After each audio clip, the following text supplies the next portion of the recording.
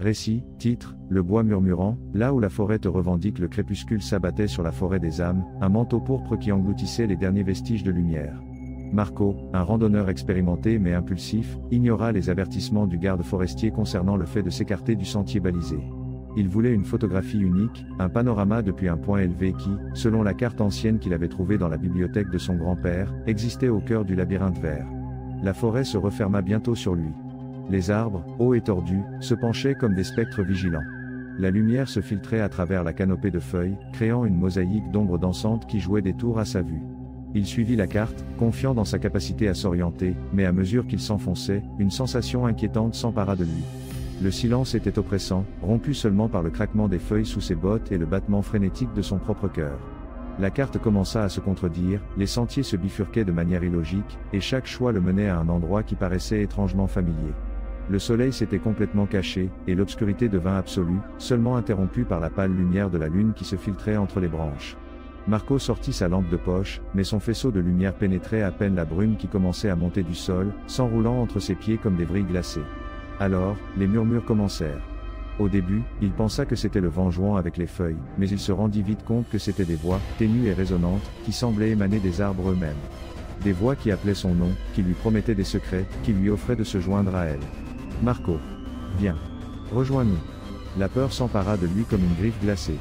Il essaya de courir, mais la forêt semblait bouger avec lui, les arbres se déplaçaient pour bloquer son chemin, les branches s'étiraient comme des doigts osseux pour le griffer. Il trébucha, tombant sur un lit de feuilles pourries, et sentit que quelque chose bougeait en dessous de lui. Un frisson lui parcourut l'échine lorsqu'il remarqua que la terre sous ses mains tremblait légèrement. Il se releva avec difficulté et continua d'avancer, la lampe de poche tremblotante illuminant des figures grotesques formées par les ombres. Il vit des visages dans les troncs des arbres, des yeux qui le suivaient avec une malicieuse curiosité. Il entendit le craquement de branches se brisant derrière lui, mais quand il se retournait, il n'y avait rien. La sensation d'être observé s'intensifia. Il sentit des présences invisibles qui l'entouraient, des esprits de la forêt qui l'acculaient, qui jouaient avec son esprit. Il commença à douter de sa raison. Était-il en train d'halluciner? Était-il en train de devenir fou? Au milieu de l'obscurité, il vit une lumière au loin. Une faible lueur ambrée qui palpitait entre les arbres. Avec une espérance renouvelée, il courut vers elle, trébuchant et tombant, mais se relevant toujours, poussé par la promesse de sortir de ce cauchemar. La lumière le mena à une clairière au cœur de la forêt. Au centre, brûlait un feu de joie, entouré de silhouettes encapuchonnées qui dansaient dans une frénésie hypnotique.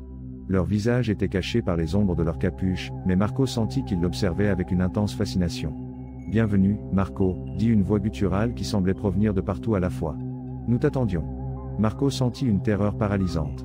Il recula, mais les silhouettes se rapprochèrent, refermant le cercle autour de lui. Il essaya de parler, mais les mots restaient bloqués dans sa gorge. « Rejoins-nous » répéta la voix, cette fois plus près, plus intime. « Fais partie de la forêt. Libère-toi des chaînes du monde extérieur. » Marco regarda autour de lui, désespéré de trouver une issue. Mais il n'y en avait pas. Il était piégé. Les silhouettes encapuchonnées tendirent leurs mains vers lui, et il sentit une force invisible qui l'attirait vers le feu de joie. Il lutta, cria, mais ce fut inutile. On le traîna vers le feu, et lorsque les flammes léchèrent sa peau, il sentit une douleur agonisante qui se mélangea à une étrange sensation de libération. Sa chair se consuma, ses os se transformèrent en cendres, et son âme fusionna avec la forêt. Au fil des années, d'autres randonneurs se perdirent dans la forêt des âmes. Certains furent retrouvés morts, avec une expression de terreur sur leur visage. D'autres disparurent simplement sans laisser de traces.